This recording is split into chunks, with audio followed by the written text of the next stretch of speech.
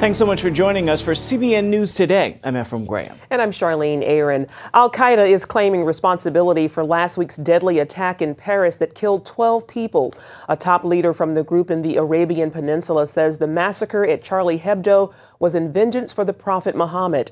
Meanwhile, here in the U.S., lawyers for the Boston bombing suspect are asking for a delay because of the Paris attacks. The hunt is on for other members of the terror cell responsible for last week's deadly attacks in France. 14 victims were killed in the attacks along with the 3 gunmen. The magazine Charlie Hebdo had drawn ire for repeatedly depicting the Prophet Muhammad. The terrorists who attacked us want hatred between people. They also want hatred between the people they believe they are defending. In a video, the top leader of Al-Qaeda's Yemen branch has claimed responsibility for the massacre. Nasra al-Ansi appeared in a video saying that the attack was in retaliation for the Prophet and that France belongs to the party of Satan. He also warned of more tragedies and terror. In the wake of the terror attacks, France's prime minister is demanding tougher anti-terrorism measures, saying France is at war against terrorism, jihadism, and radical Islam. Investigators say the 2 brothers who massacred the staff at Charlie Hebdo had accomplices because the weapons used in the attacks came from abroad. That's why authorities in several countries are searching for possible accomplices and the sources of financing. On Tuesday, authorities in Bulgaria arrested a French citizen who may be linked to the 2 brothers who attacked the magazine. But officials believe the girlfriend of the gunman who killed 4 people at a Jewish supermarket has escaped to join ISIS in Syria. France remains on its highest alert level this week, and security services in Britain are on high alert in the wake of the killings. New threats have also been aimed at U.S. airports.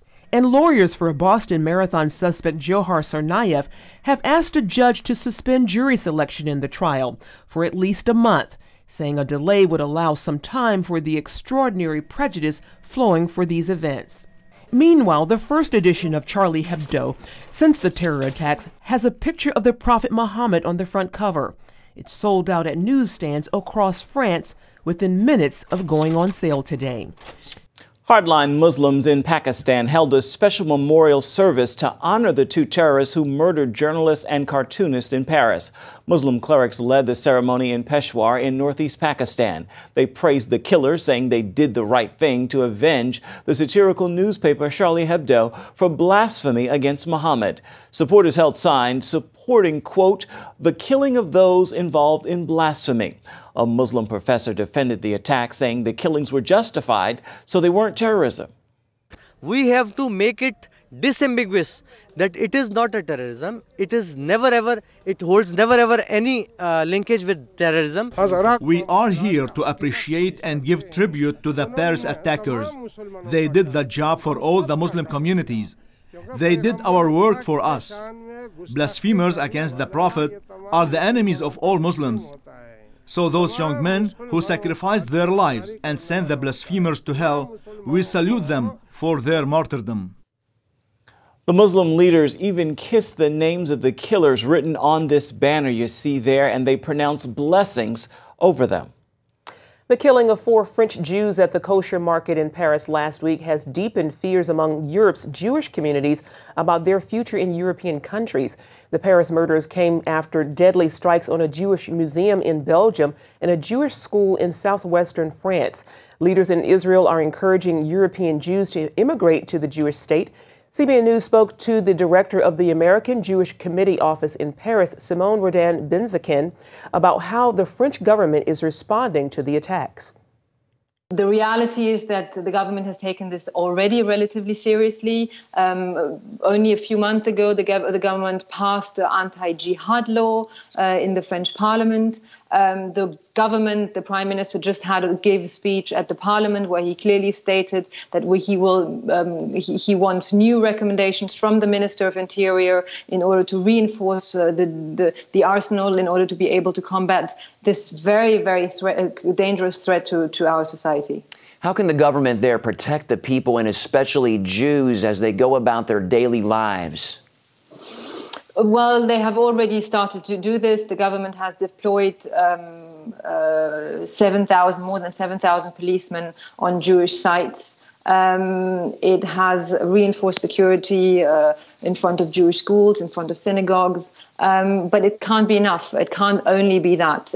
If the perspective for the outlook for the Jewish community is to be basically living in some sort of prison, it can't be. This can't be a future. So it's obviously important. It's obviously reassuring for the Jewish community, but it can't be only that. Much more needs to be done. There need to be very clear measures that need to be taken in terms of counter-radicalization, in terms of working in prisons, because our prisons have become universities for jihad, in terms of also the education that we are doing in schools, and very profound questions that are being asked about our society in terms of integration, in terms of also the place that Islam is taking in our society, and basically making sure that French Muslims also can speak out against what is happening within their own community. Israeli leaders have made it clear that French Jews are welcome in Israel. Simone, do you think many French and European Jews will decide it's time to leave? It really depends on where we take it from now. There are definitely questions. I don't think I know one single Jew who doesn't ask himself or herself the question whether they have a future here in France. I, for my part, certainly are. I'm a mother of 2 children. I would not be a responsible parent if I didn't ask myself that question. But it really will depend on what the answer is. If the situation is exactly the same 1 year, 2 years from now, then I fear that the outlook for Jews in France, but actually for France in general, and probably even symbolically for democracies in the Western world, is very grim. And to see more of this interview, log on to cbnnews.com. Republican House members are poised to take down President Obama's executive action on immigration while still protecting some immigrants. That includes those who illegally came to America as children. Votes are being cast in a $40 billion Homeland Security bill today, but it is still not clear how the measure will go over in the Senate. Hundreds of supporters of a fired Atlanta fire chief rallied at Georgia's state capitol Tuesday to protest unjust persecution. Fire Chief Kevin Cochran was suspended and then fired for writing a book that describes homosexuality as perversion. At Tuesday's rally, Cochran said his termination sent a message to Bible-believing Christians that you'd better keep your mouth shut or you'll be fired. Supporters also signed a petition in support of Cochran. I'm going to personally take that letter into the mayor's office and just demonstrate that the Christian community is standing as well. Atlanta Mayor Kasim Reed says Cochran was fired for poor judgment, not his faith. Reed says Cochran continued to speak about the book when he was told not to do so during his 30-day suspension. Marchers come by the tens of thousands or hundreds of thousands every year to the March for Life. But some activists argue it would have much more impact if millions showed up to fight abortion. On the eve of this year's January 22nd March for Life, Paul Strand investigates whether such activism really matters.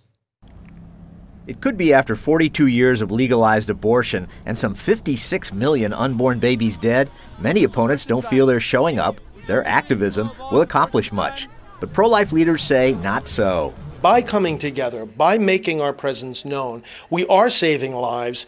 Incremental legislation is passed, people's minds and hearts are reached. In fact, this leader of Priests for Life was one of those minds and hearts reached. I received my own start in the pro-life movement from the inspiration I got from coming to this March for Life in 1976 as a teenager. Of course, the ultimate pro-life goal is to again make abortion unthinkable and illegal. Because if it's legal, that suggests it's okay. You can listen to the voices of the women and they'll say, making it legal was giving permission. Let's think about how many things that you don't do because it's illegal. Janet Marana and Georgette Forney founded the Silent No More campaign to convince women or others who suffered from abortions to get active and start talking about that pain.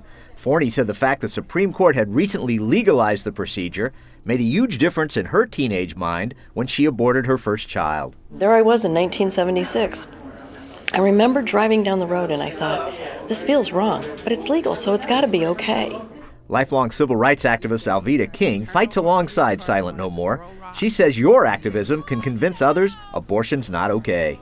Get out there, hold your sign, do your prayer, sing your song, ask people to keep their children. I know for a fact that lives are saved when we do that. If there were a year where you would have hope in activism, it would have been election year 2014. Throughout 2014, Marjorie Dannenfelser's Washington-based pro-life organization allied with other activist groups to fight for pro-life candidates. And in state after state, those candidates beat opponents who favored abortion rights. This is a year that showed that activism pays, and it pays in lives. Dannenfelser believes it's when everyday folks start to battle together against wrongs that those wrongs are ended. And the first wrong this new pro-life majority in Congress is likely to ban will be aborting babies old enough to feel pain. Dannenfelser says such a Congress, such a ban, wouldn't be possible without steady, strong activism. It's what ended slavery, it's what ended child labor, it's what ended all sorts of things, and we are seeing it, the beginning of the end of abortion in the Congress right now with the pain-capable bill. And it will save 18,000 children a year. The House is set to vote on that bill the same day as this year's March for Life, January 22nd. Paul Strand, CBN News, Washington. Residents of a town in Texas say a new ordinance violates their religious freedom. Coming up, we'll explain how they plan to fight against it.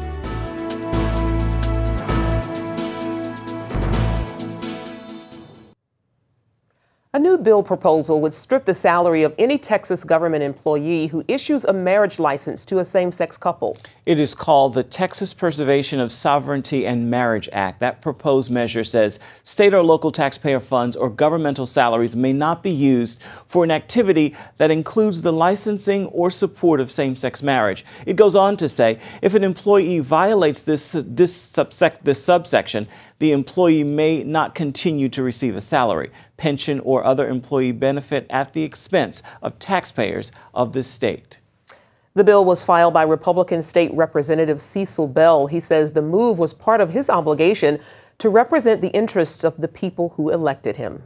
Church leaders in Plano, Texas are asking residents to sign a petition against the city's new equal rights ordinance, saying it violates religious freedom. For more about the ordinance, CBN's Caitlin Burke spoke with Pastor Mike Buster of Presswood Baptist Church.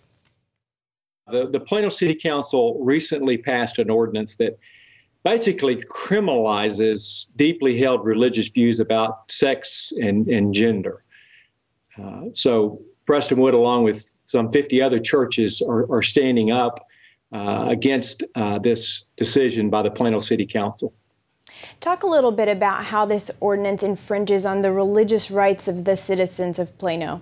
Yeah, every business and nonprofit organization really within the city would have to adopt the policies. And this equal rights policy really provides criminal sanctions to those who hold biblical views concerning marriage. And it makes it criminal to really at least a misdemeanor offense, but carries fines to discriminate in any way concerning gender. Plano officials say the decision to pass the ordinance reflects the city's values as a diverse and inclusive community. Do you think that that's what it actually reflects? On the contrary, it makes it exclusive in the fact that it gives special privileges to gay and transgendered people. And the city of Plano is not in favor of this. The council did this very quickly, even though our attorney general and our state reps asked them not to go forward with this without at least some discussion. And so the city of Plano really was not heard on these issues. What can people who want to oppose this ordinance do to finally be heard? To make this so the city of Plano can vote on it is really what we're asking. And so that requires signatures by Plano citizens. Approximately 3,800 signatures are being gathered. We're about halfway there right now, and we have another week to gain these signatures. Pastor Buster, is there anything else that you think is important for people to know? We love all people, red, yellow, black, and white. But we believe homosexuality is an abomination. And while we love the sinner, we hate the sin. And our church, we are open, and we are wanting to minister to every person in our community.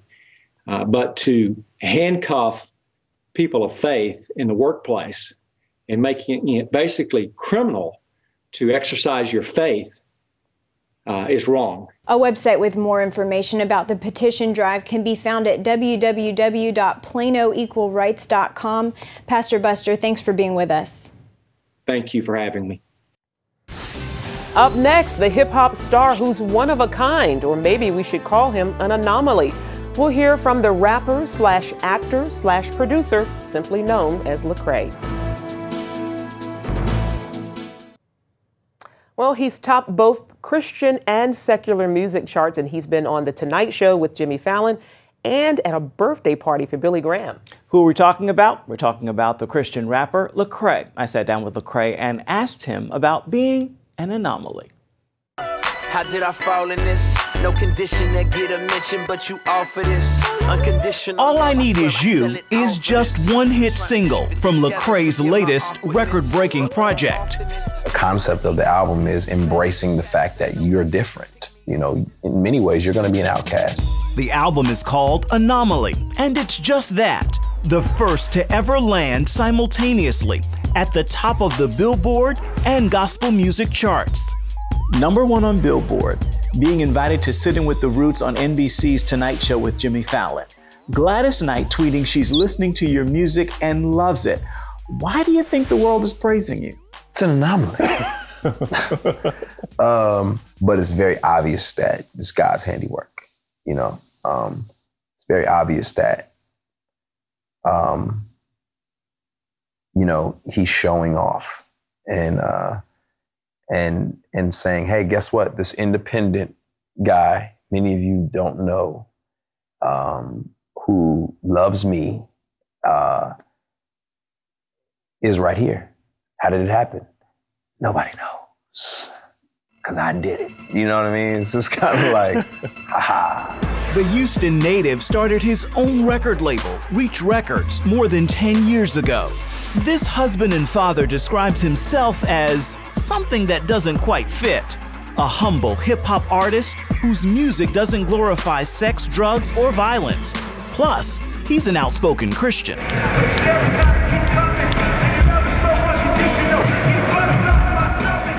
Do you like being labeled a Christian rap artist? I like being labeled a Christian. I think Christian is a wonderful noun and not a great adjective. I think the noun Christian is this person is a devout follower, and that's great.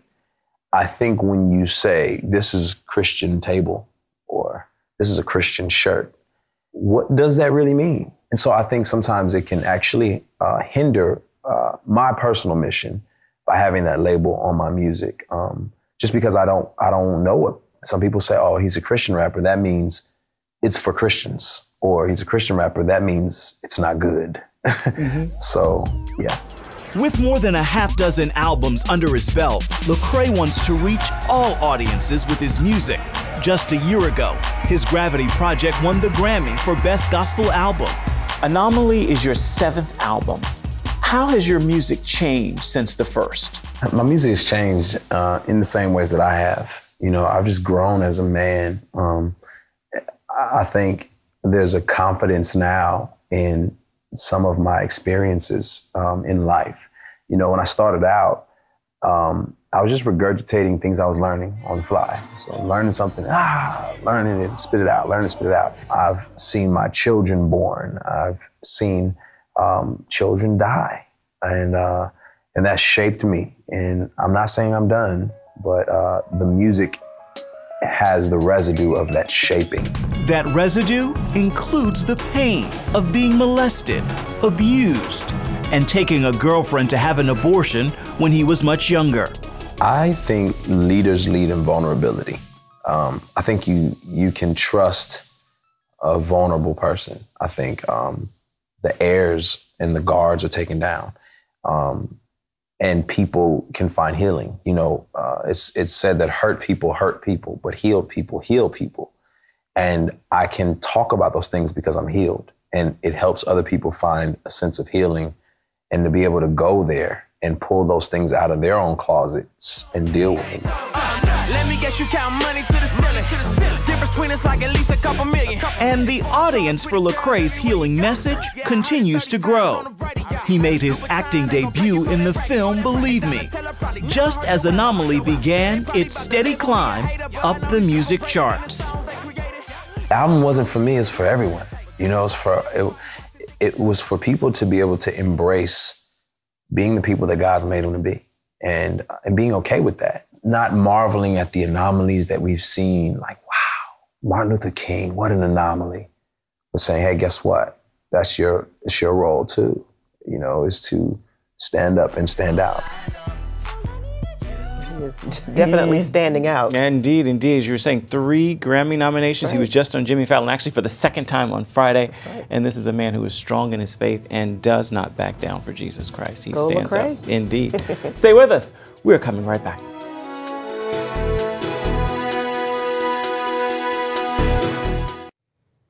And finally this hour, a happy ending for a Minnesota couple who met 20 years ago. That's right. Only back then they were just kids.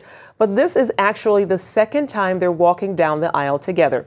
You see, last time, Brittany Husband and Briggs Fussy were just the flower girl and ring bearer at a wedding. This time, they're the bride and groom.